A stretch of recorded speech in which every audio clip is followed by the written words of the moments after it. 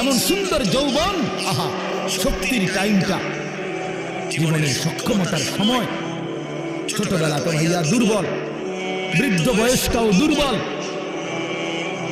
তোমাদের অনেক কিশোর নওজোয়ান একজনের গায়েও চাদর নাই, কিন্তু মুরব্বী সবগুলোর গায়ে চাদর। দেখো তাকে ইচ্ছা ছাড়া তোমার সব পরিচিত কথা। অর্থ হইল এই বৃদ্ধের এই দুর্বলতা তাকে চাদর গায়ে দিতে বাধ্য করেছে। তার শরীরে শীতের অনুভূতিটা বেশি, ঠিক কিনা বলেন? কিন্তু তোমরা নওজোয়ান, তোমাদের অধিকাংশ কারো গায়ে চাদর নেই। তোমরা দেখো ভাইয়া, আমার গায়ে কোনো চাদরই নেই। তাইলে বুঝাইতে চাইলাম এই শক্তির সময় যৌবন। যুবক চাইলে পাহাড় কাইটা সমান করতে পারবে, যুবক চাইলে সাগর নদী মাটি দিয়ে ভরাট করে দিতে পারবে। একটা এলাকার যুবক ছেলেরা যদি চায়, সবার হাতে হাতে মদের বোতল পৌঁছাই দিতে পারবে। একটা সমাজের ছেলেরা যদি চায়, সবার হাতে হাতে নামাজের মুসল্লাও তুলে দিতে পারবে। অতএব ছেলেরা, তোমরা যারা যুবক আয়োজন করছো, আমি তোমাদের উৎসাহ দেই, একটু আগাও। এখানে থেমে যাই না। একটা মাহফিল করছি, এক পোটলা বিরিয়ানি খাওয়াই দিছি, খালাস না বলবো, একটু আগাও। তোমরা আবার বসো, যে কয়জনে মাহফিলের আয়োজন করছো তোমরা আবার বসো, যে আমরা কেমনি একটু ভালো হতে পারি, একটু চরিত্রবান হইতে পারি, আমরা কেমনি নিজেরা নামাজ ধরতে পারি। একটু যদি হিম্মত করো যুবক, ইনশাআল্লাহ ভালো হবে। শনিবার দিন আমি আমার মাদ্রাসায়, এই শনিবারে সকাল 10টা থেকে বিকাল 4:30 পর্যন্ত, এইবারই প্রথমবার আমি আলাদা 16 বছর থেকে 30 বছরের নিচে যাদের বয়স, এই কিশোর যুবকদের জন্য আলাদা ইসলাহী মজলিসের আয়োজন করছিলাম। আমার শায়েখ আল্লামা মুফতি মুশতাক নূরী সাহেব বয়ান করছেন, আল্লামা মুফতি আমজাদ হুসাইন সাহেব বয়ান করছেন, হযরত মাওলানা মুফতি ইউসুফ বিন ইকবাল বয়ান করছেন, আমাদের কুমিল্লা ক্যান্টনমেন্টের বড় একজন শিশু বিশেষজ্ঞ ডাক্তার মিজানুর রহমান, উনি বয়ান করছেন। আমি নিজে কিছু কথা বলছি। প্রায় 600 ছেলে কন্ট্রিবিউট, 600। সন্দ্বীপে, চট্টগ্রামে আমরা প্রতি বছর সন্দ্বীপ যাই, সেখানে 4টা-5টা ছেলে ফজরের নামাজের জন্য, তারা বন্ধু, কলেজের ছেলে, 4-5 জন ছেলে মাত্র। তারা একদিন সিদ্ধান্ত নিয়েছিল, তারা সবসময় ফজরের নামাজ পড়ত। তারা একদিন সিদ্ধান্ত নিয়েছে যে ফজরের পরে তারা সন্দিগ্ধ সাগরের পারে, তো সাগরের পারে হাঁটতো তারা। তো তারা একদিন সিদ্ধান্ত নিয়েছিল আজ থেকে 1 বছর আগে, যে আমরা সকালবেলা না হাইটা চলো আমরা বন্ধুদেরকে ফজরের জন্য জাগাই, ফজরের ক্যাম্পেইন করি, ফজরের জন্য গণসংযোগ করি। এই 4-5 জন ছেলে উদ্যোগ নিয়ে শুরু করছে। ঠিক 1 বছরের মেহনতে এই গত নভেম্বর, 24 সালের নভেম্বরে আমি গেছি মাহফিল, ওইখানে তারা আমার লিস্টেড। ফজরের পরে আমি তাদের জন্য আলাদা বয়ান করছি, তাদের আলাদা মাহফিল হয়েছে ফজরের পরে। মানে রাতে আমি যেই প্যান্ডেলে ওয়াজ করছি, ওই প্যান্ডেলটা তারা সকালের জন্য আবার ভাড়া নিচ্ছে। বুঝেন না কথা? আমি ওখানে ছিলাম, আর ওখানে রাত্রে আসা যায় না। ওরা সন্ধ্যে স্পিড বোট দিয়ে আইতে যাইতে হয়, তো লাইটে অনেক সিস্টেম থাকতে হয়। এই জন্য ফজরের পরে আবার বয়ান করছি 1.5 ঘন্টা। তো ওরা, আমি বললাম এত ভোরের ছেলেরা আইবুন, হুজুর আসবেন, ছেলে আপনি দেখেন। তারা আমাদের দেখাইছে কাগজে কলমে লিস্টেড করা প্রায় 4,500 ছেলে এখন ফজরের নামাজ জামাত। যুবক চাইলে কি না পারে, যুবক চাইলে ভাঙতে পারে, যুবক চাইলে গড়তে পারে, যুবক চাইলে বুলডোজার দিয়ে সমান করে নিতে পারে।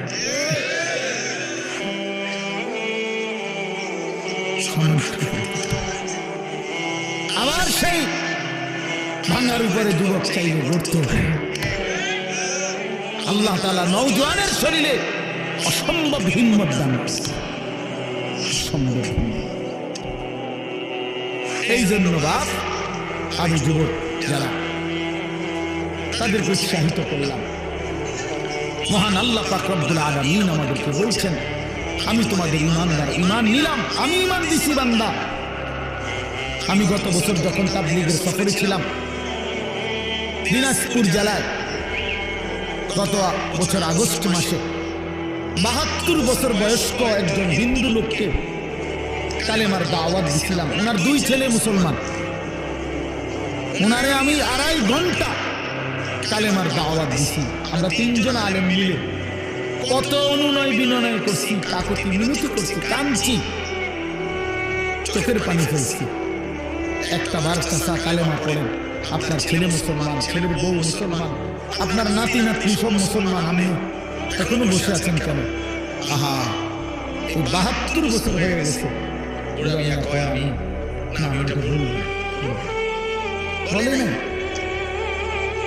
আমি আমার সাথীদের কাছে, আমার 26 জন সাথী নিয়ে চিল্লাই গেছি।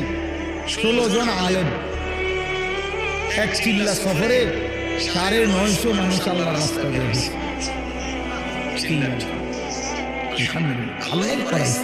তো বলতেছিলাম, আমি সাথীদের কাছে এসে বলছিলাম, দেখেন ৭২ বছর বয়স হয়ে গেছে, এক আল্লাহর বান্দা তার জবান দিয়ে কোনদিন তার মালিকের নামটা বলে।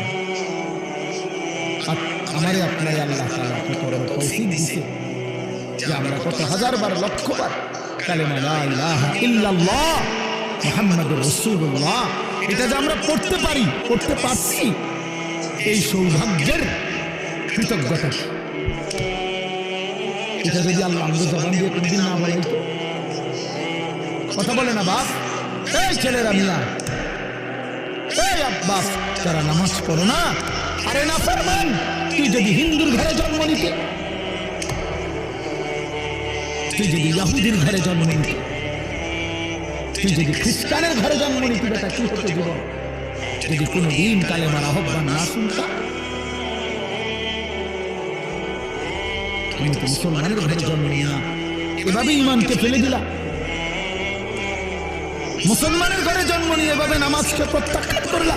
ছি ছি ছি, তোমার দেখে তো হিন্দুও হাসবে, তোমার দেখে তো ইহুদিও হাসবে, তোমার দেখে তো খ্রিস্টানও হাসবে। দেখছো হয় নাকি শ্রেষ্ঠ জাতি, ওদের ধর্ম নাকি শ্রেষ্ঠ ধর্ম, ওদের ধর্ম কোরআন নাকি শ্রেষ্ঠ কিতাব, ওদের শ্রেষ্ঠ ধর্ম ওদেরই পছন্দ হয় না, ওদের শ্রেষ্ঠ কিতাব ওরাই পড়তে পারে না। সেটা কিসের শ্রেষ্ঠ? কথা বলেন না। তাহলে আমি তো আমার ধর্মের অপমান, কথা বলেন না, আমি আমার ধর্মের অপমান না, আমি আমার কোরআনের অপমান। এই জন্য তোমরা যারা বেনামাজি ছেলে, তোমরা ধর্মের অপমান।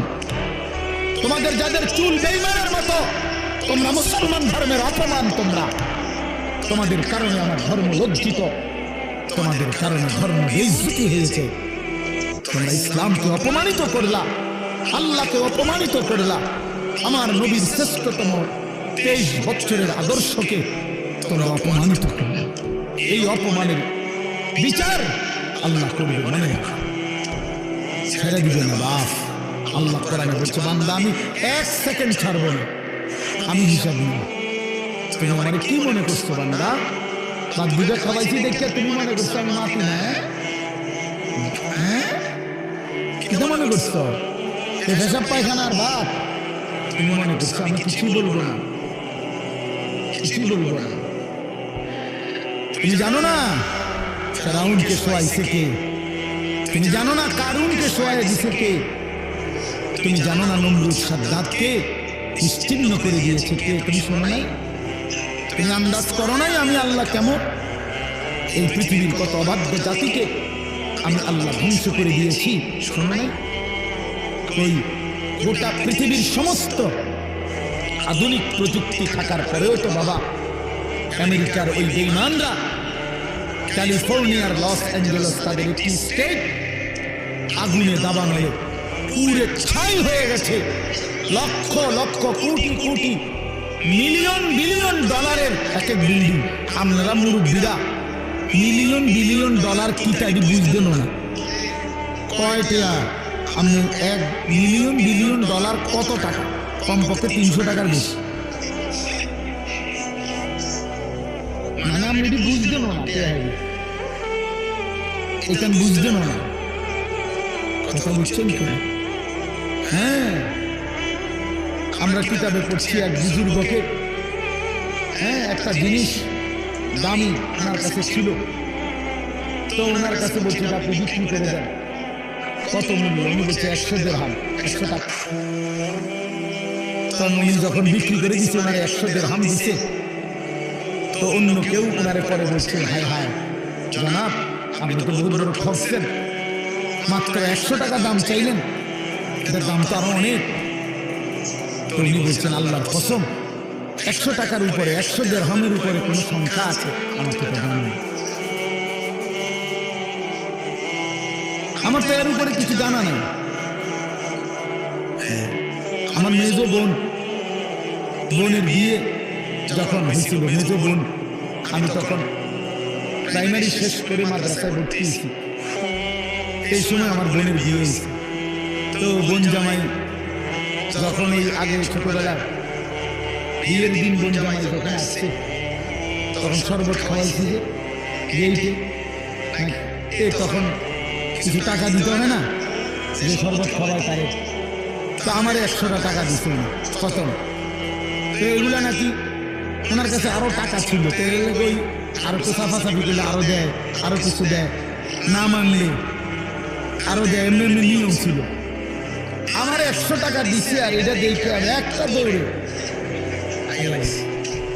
আমার পুরো মনে আছে, একটা কসম আমার পুরো এখনো মনে হলো আর কথাটা।